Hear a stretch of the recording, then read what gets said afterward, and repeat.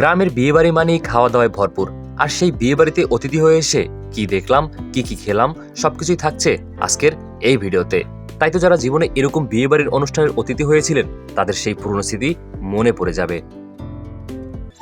বিয়েবাড়িতে যাওয়ার জন্য দুপুর 1টার মধ্যেই রেডি হয়ে গিয়েছি। আর যেহেতু গ্রামের বিয়েবাড়ি বলে কথা, সেক্ষেত্রে সেখানে ভরপুর খাওয়া দাওয়া থাকবে, অনেক আনন্দ থাকবে, আর সেজন্য তাড়াহুড়োটাও একটু বেশি। তো যাওয়ার পথে বন্ধু সুজন ও ছোট ভাই হামিদের সাথে দেখা হয়ে গিয়েছে, আর তারাও আজকে আমার মতো বিয়েবাড়ির মেহমান। তো আমরা একসাথে এখন যাব সেই বিয়েবাড়িতে। আর কিছুটা পথ যাওয়ার পথে আমরা আরো দাওয়াতি লোক পেয়ে গেলাম। এবার আমরা সংখ্যায় ভারী বলতে গেলে, অনেক মানুষ একসাথে যাচ্ছি বিয়ের অনুষ্ঠানের দাওয়াত খাওয়ার জন্য।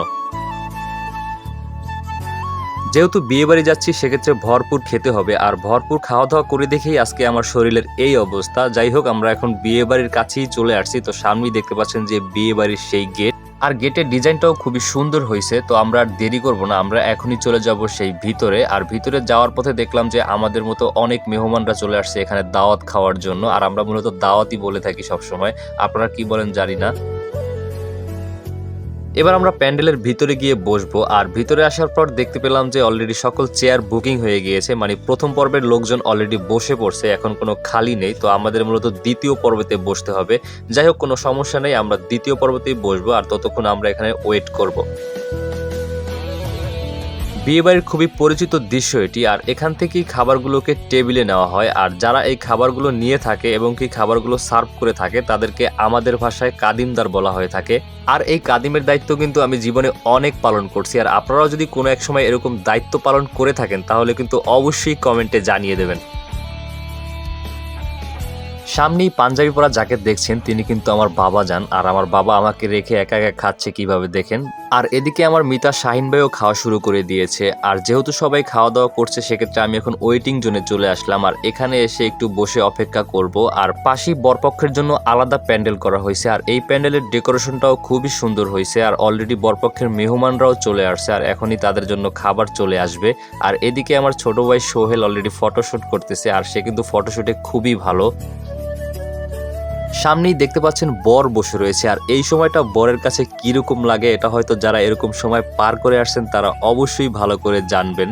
আর আরেকটা কথা হচ্ছে, আমি কিন্তু কনে পক্ষের বাড়িতে আসছি, আর বিশেষ করে তাদের আয়োজন এবং কি প্যান্ডেলের ডেকোরেশন সবকিছু আমার কাছে অনেক ভালো লেগেছে। আর এদিকে ছোট ভাই রাফিন বরপক্ষদের মেহমানদারিতে খুবই ব্যস্ত, আর সে কিন্তু সব কাজেই মোটামুটি এক্সপার্ট। এদিকে আমার হাশেম কাকা কত স্লোলি খাচ্ছে, তো আমার মনে হচ্ছে কাকাকে একটু হেল্প করা উচিত, আর সেজন্য আমি কাকাকে একটু হেল্প করলাম। তার প্লেট থেকে মাংস উঠিয়ে খেয়ে ফেললাম, আর মাংসটা খুবই টেস্ট হয়েছে। আর বাকিটা বোঝা যাবে আমাদের খাবারের পর্ব শুরু হলে। তো প্রথম পর্বের খাওয়া দাওয়া প্রায় শেষ, তো আমরা এখন বসে পড়বো। তো আমাদের টেবিলে যে একটু কাদিমের দায়িত্বে ছিল তাকে আমরা একটু হেল্প করছি, যেহেতু সে একা মানুষ, এগুলো নিতে তার অনেক সময় লাগবে, সেজন্য আমরা তাকে হাতে হাতে একটু হেল্প করছি যাতে খুব তাড়াতাড়ি এটা পরিষ্কার হয়ে যায়।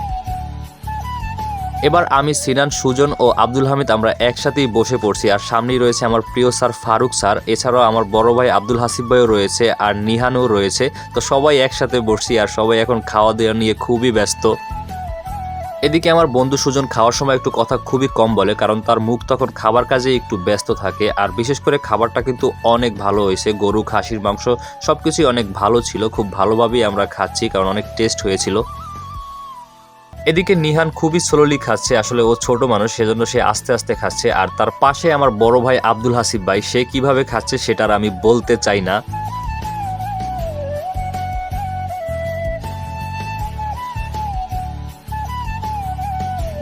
এবার শেষ পর্যায়ে দধি দিয়ে খাওয়ার মাধ্যমে আমাদের খাবারের পর্ব শেষ হলো। আর তার মধ্যে আমাদের জন্য অলরেডি 7 আপ চলে আসছে, আর খাবারের পরে 7 আপটা খেলে খুবই কাজে লাগে। আর আমরা এখন 7 আপ নিয়ে মূলত বাহিরে চলে যাব।